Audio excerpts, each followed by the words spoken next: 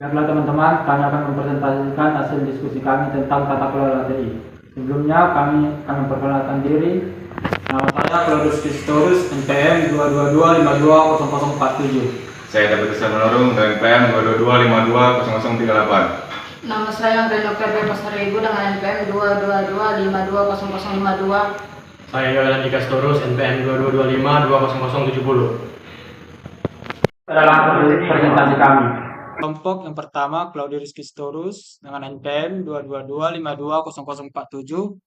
Yang kedua David Christian Manurung dengan NPM 222520038. Dan yang ketiga Yolan Ikastorus NPM 222520070. Yang keempat Anggreni Octavia Pasaribu 222520052. Yang pertama, pengertian Governance Information Technology. Tata kelola TI yang efektif adalah komponen kunci dari keseluruhan strategi bisnis dan tata kelola perusahaan sebagai kebijakan tata kelola, resiko dan keputusan atau BRC. Tata kelola TI mengelola tata kelola dan resiko sambil menjaga kepatuhan terhadap peraturan industri dan pemerintah.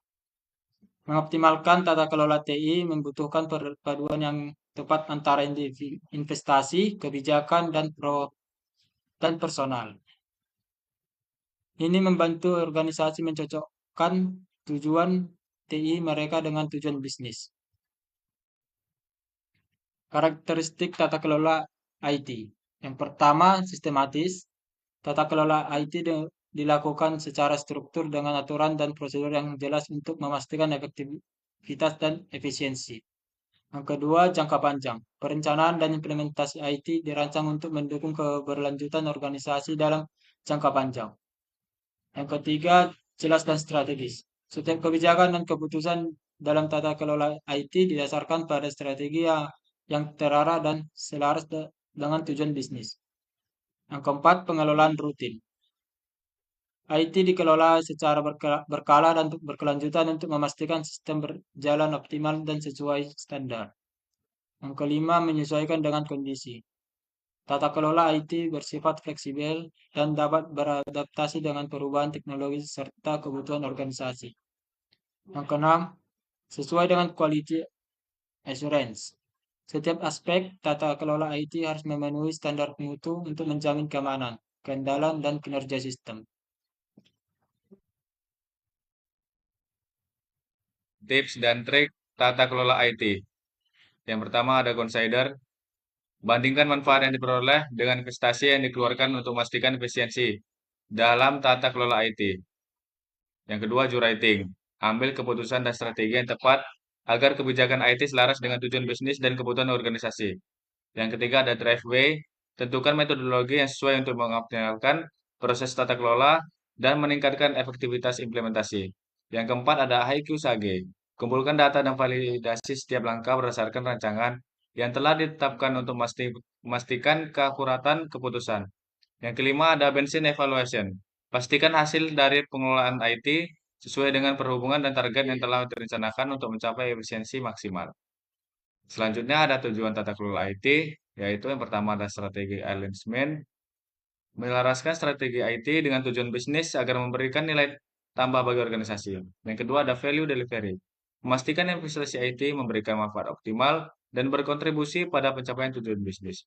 Yang ketiga ada risk management, yaitu mengidentifikasi, mengelola, dan memitigasi risiko terkait IT untuk menjaga keamanan dan keberlanjutan operasional.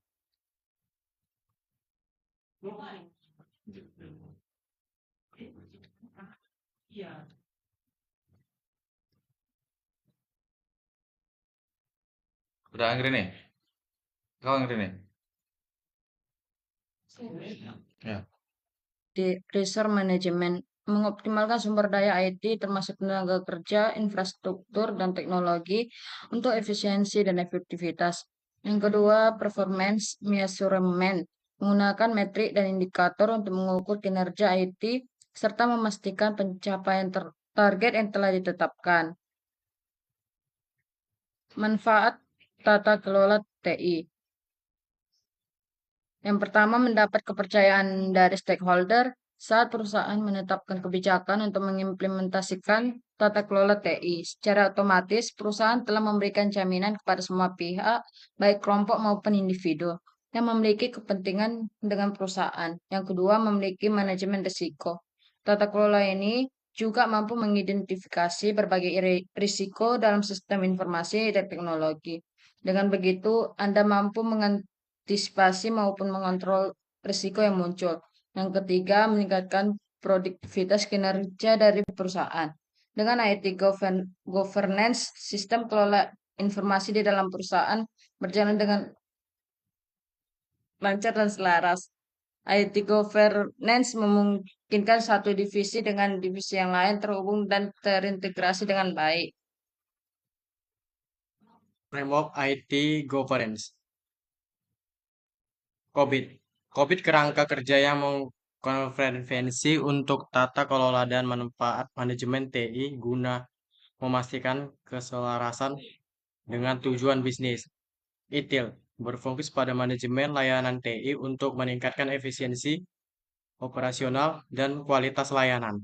Jupiter menangani pengendalian internal, manajemen risiko, dan tata kelola TI dalam konteks risiko bisnis.